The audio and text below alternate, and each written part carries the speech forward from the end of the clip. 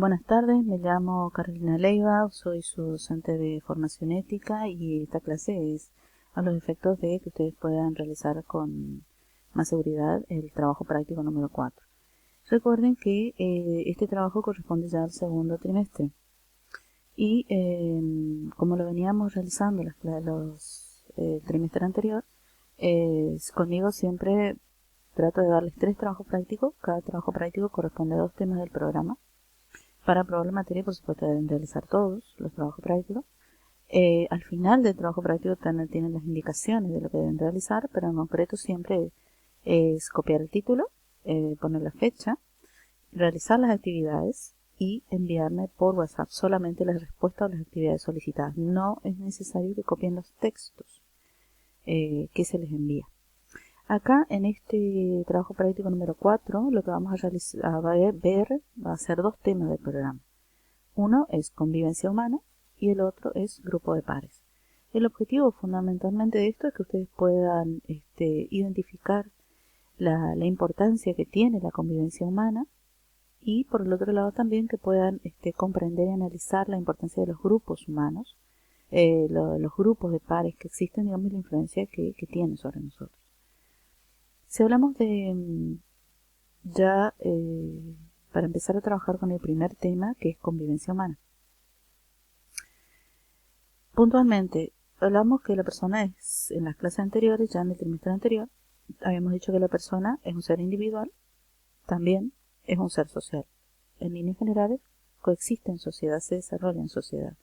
Por ello es que la convivencia humana es sumamente importante, tanto para sobrevivir como para existir. Si hablamos de que la convivencia humana es necesaria para sobrevivir, porque si tomamos en cuenta desde que nacemos nosotros somos personas sumamente frágiles y necesitamos de la convivencia humana, necesitamos de las otras personas que nos den abrigo, alimento, protección para poder sobrevivir. Pero también necesitamos de la convivencia humana para existir como personas reconocidos. O sea, nosotros desde el punto de vista social, si coexistimos y vivimos en sociedad, necesitamos ser reconocidos por los otros, necesitamos la mirada de los otros. Por ejemplo, en el caso de un niño que realiza una acción o algo para complacerle a sus padres, espera un reconocimiento, una aprobación. A veces ese reconocimiento que nos permite existir como persona, muchas veces no llega. Entonces genera un malestar social o genera una situación incómoda en nosotros. Si hablamos de existir, no es lo mismo que vivir. Son palabras totalmente que no son sinónimos, porque se puede existir pero sin vivir. ¿Cuándo existimos sin vivir de manera física? Cuando existimos en el recuerdo de la persona, en el recuerdo de los otros. Por ejemplo, en el caso de un familiar querido que ha fallecido. Entonces, en ese caso se habla de que se puede existir aún sin estar vivo físicamente. Si volvemos al trabajo que tienen que realizar ustedes, puntualmente eso es lo que tienen que leer los textos y responder a las preguntas que les realicen. Las personas necesitan de la convivencia humana para sobrevivir, ¿por qué las personas existen? ¿Por qué las personas necesitan de la convivencia humana para existir? Y a su vez también, ¿qué importancia tiene para vos el reconocimiento de los demás? Eso es una pregunta más de reflexión de tipo personal. Luego tenemos lo que es otro de los temas importantes, que es convivir en Internet. O sea que acá, en estos tiempos, más que nada de aislamiento, el Internet es un aliado importante porque es la manera que tenemos de comunicarnos. Pero por eso se dice que tiene beneficios, pero también tiene críticas. Las críticas se le hace más que nada por el hecho de que genera un aislamiento en la persona, entre los sujetos o entre las personas. Pero también tiene muchos beneficios, por ejemplo, permite el trabajo colaborativo, entre otras cuestiones. Y ustedes acaban de analizar a su vez también los cuidados que uno tiene que tener al momento de entablar relaciones virtuales. Para este texto van a tener que realizar estas actividades, responder a estas preguntas que dice cuál es la principal crítica que se le hace a Internet, que lo van a poder, después de leer este texto, lo van a poder identificar. Mencione cuáles son sus beneficios, que también están ahí, Y en la última pregunta es ¿por qué debemos tener cuidado de las relaciones virtuales? Que eso lo puede leer acá totalmente claro, y ustedes pueden agregar a su vez también otras cuestiones que a lo mejor no están mencionadas. El segundo de los temas puntuales aquí se llama grupo de pares. Cuando hablamos de grupo de pares, y volviendo a lo que es nuestra diapositiva de clase, primeramente, ¿qué son los grupos? Los grupos son un conjunto de personas, pero no cualquier grupo de personas es un grupo de pares.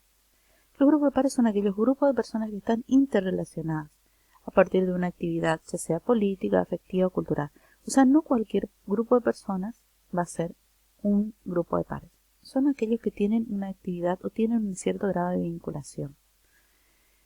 Por ejemplo, un equipo de fútbol va a ser un grupo de pares, porque son un grupo de personas, pero que están interrelacionados por un objetivo común.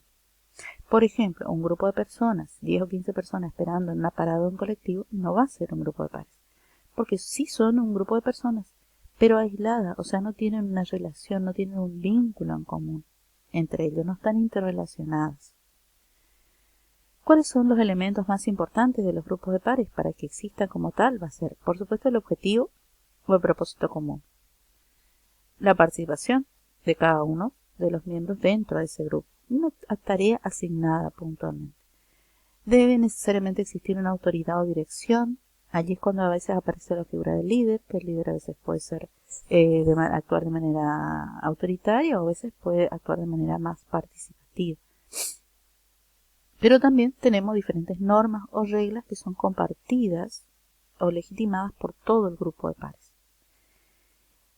En cuanto a la clasificación, podemos clasificar los grupos en primarios o secundarios. Esto es lo que ustedes van a leer al momento de analizar el texto. Los grupos se pueden clasificar en primarios o secundarios. Si hablamos de grupos primarios, tenemos en cuenta el número de personas. Siempre son pocos miembros, cada uno interactúa con los otros, se conocen, por ejemplo en el caso de la familia, sería uno de los casos de grupos primarios, y en los grupos primarios también los vínculos son mucho más intensos. Eso hace que existan vínculos de simpatía como también de antipatía. Y muchas veces también va a generar la existencia de subgrupos.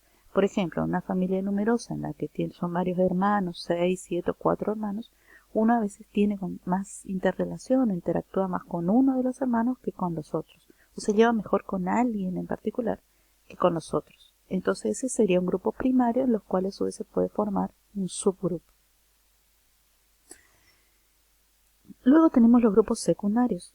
Los grupos secundarios, teniendo en cuenta el número de personas, van a ser muchos. O sea, un grupo grande de personas. Cada uno va a tener responsabilidades diferenciadas, pero siempre va a ser un objetivo común. Por ejemplo, son los casos de la escuela, un hospital, una empresa, un banco. O sea, son grandes grupos de personas que cada uno va a tener una propia actividad asignada, pero entre ellos puede que no tengan una relación directa, o el trato que exista entre ellos sea más de tipo formal, o puede que no exista una relación íntima de amistad. Se caracterizan los grupos secundarios porque los vínculos son más formales, impersonales y más distantes. Volviendo a nuestro trabajo, bueno, ustedes acá eso es lo que van a analizar en el tema 2. Eso que yo les expliqué está en los textos. Luego van a tener que responder a estas preguntas que dice qué es un grupo y qué no es un grupo. Deben saber identificar ustedes qué es un grupo y qué no es un grupo de pares, qué elementos son necesarios y por qué se dice que un grupo es más que una suma de individuales. Tomen en cuenta que en un grupo de pares se diferencia de los grupos de los otros, de aquel conjunto de personas que no fuera un grupo, por los propósitos que tiene o los objetivos comunes que existen entre los que integran ese grupo de pares. Cómo se clasifican primarios y secundarios, y luego van a tener que realizar esta actividad. ¿Qué tienen que hacer aquí? Simplemente completar en la línea sobre si se trata de un grupo primario o grupo secundario. Por ejemplo, la familia es un grupo primario. Un grupo de rock, ¿cómo se clasifica? ¿Qué clasificación de grupo? ¿Es un grupo primario o es un grupo secundario? Un grupo de 5 amigos inseparables, ¿es secundario o primario? La municipalidad de Mercedes, ¿es secundario o primario? y el correo argentino es un grupo primario o un grupo secundario. Bueno, en concreto eso es todo lo que deben realizar la actividad. Recuerden que tenemos nosotros el periodo de receso del 13 al 24. El 25 nuevamente iniciamos. Yo le estaré enviando ya el trabajo práctico número 5, que ya corresponde también al segundo trimestre. Por eso traten de que no se les junten las actividades. Bueno, espero que se me haya entendido la clase y nada más. Que tengan buen día.